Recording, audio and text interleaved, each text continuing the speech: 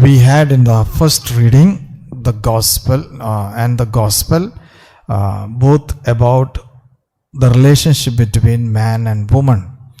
The first reading, the book of Genesis begins with the story of creation and finally the creation of man and woman. When people read the book of Genesis in the Bible and the story of creation, many questions are raised.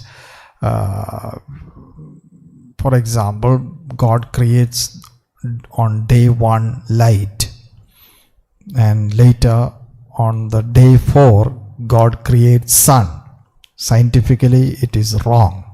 You cannot create light without having sun, and light was created first, sun was at a later stage. We get source of light in this world from sun. So there are many mistakes in the Bible, people say. Scientific mistakes, there are calculation mistakes, there are historical mistakes in the Bible, but we still consider Bible the word of God, inspired and truth. Why? Because the Bible was not written for science studies. Bible was not written for historical studies. Bible was not written those who are mathematicians and algorithm people. It is written for a people who had faith in God, and they reflected back to their origin with the theological reflections. Theological reflections means reflecting on their faith in relation to God. So they traced back their origin, because there was no eyewitness of the creation to tell you first day this, second day this, third day this. It is a reflection backward after Moses led them to the promised land. So many centuries later they reflected back and they wrote down the origin in relation with God, and that is the whole story of creation. Now in that creation story, very important facts to understand. What is that? The crown of creation, the best part of creation, is creation of man and woman. In fact, creation was not complete with God creating everything. Creation continues with the humanity, and humanity shares in the creation of God. Man becomes co-creator. That is why in the first reading of today, God asked the man, you name the animals and plants. And man called animals one by one, and birds, you are parrot, you are dog, you are monkey. Okay, like that he was naming all the animals. Why? Because man becomes co-creator. The creation continues with us. We are part of that creation, not finished product. We continue to share in the God's creation. So these are all theological reflections, not historical reflections. So most important part is man and woman, and the relationship between man and woman. In fact, I told you in the beginning of the Mass, entire Bible is about the relationship between man and woman. God begins the creation with the final part of creation, creating man and woman, and the relationship between God and Israel is compared with the relationship with man and woman, and that is culminated in the book of Song of Songs, the love between man and woman. The heaven is like a wedding banquet between man and woman.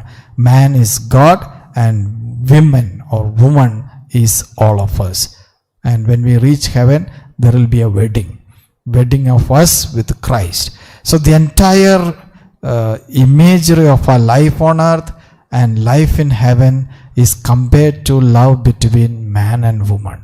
So it is very important for us to understand this concept of relationship between man and woman and entire biblical message. Now what is that? Basically it is one of the reflections is about family, because in the family begins with man and woman, then the children later, and other people.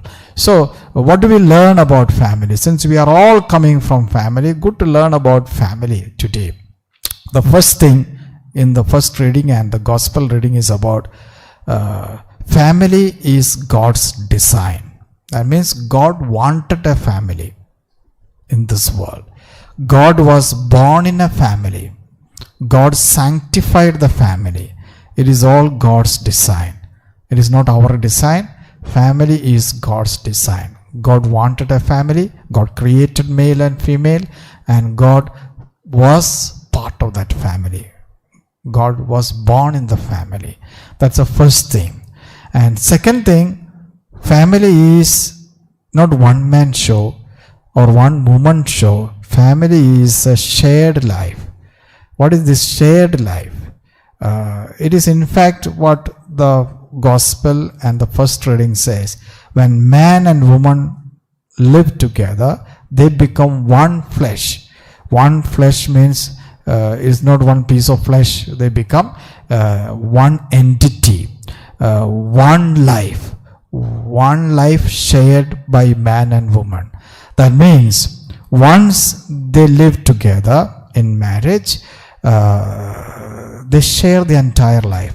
So in married life, in family life, public space is increased, private space decreased. That is called man, woman become one flesh. There is everything shared. The chores, daily chores are shared. Their life is shared. Family becomes a public space. But unfortunately today in the family, public space is decreasing and private space is increasing. Nowadays it is like that. We don't want to enter into other person's life, poking our nose into others' affairs, and also the communication system is also privatized. Each one has got their own cell and their own TV and their own fun, their own friends. We don't share space. That is a pathetic part of modern families. But family as God designed, as man and woman in the book of Genesis, and Jesus continued saying that in the gospel today, it's a public space within the family. It's a shared life. It's a shared life. So there is nothing privacy there. So that's the second most important thing to understand. Third thing about family is no family is perfect. No partners are perfect. Young girls and boys will be looking up to their future husbands and wives, the perfect husband, the perfect wife. Nothing of that sort exists there out there. So we are all imperfect people. We had to put up with those imperfect people. There will be a lot of conflicts and rifts and misunderstandings will enter in the family life, married life, marital life, and family life. So no one is perfect. Since no one is perfect, we have a responsibility to understand and be sensitive to each other. If all are perfect, we don't need to bother the other. Whereas since we are all imperfect people within the family, we need to be a little more understanding towards the other. We need to put ourselves in the other person's shoes to be sensitive to the other. So that is family. There is a very famous quote of Billy Graham. Billy Graham was an evangelist. He died recently, 90 plus, in America. In one of his talks, this evangelist, he's not a Catholic, but in one of his talks, he says, there is no perfect partner out there.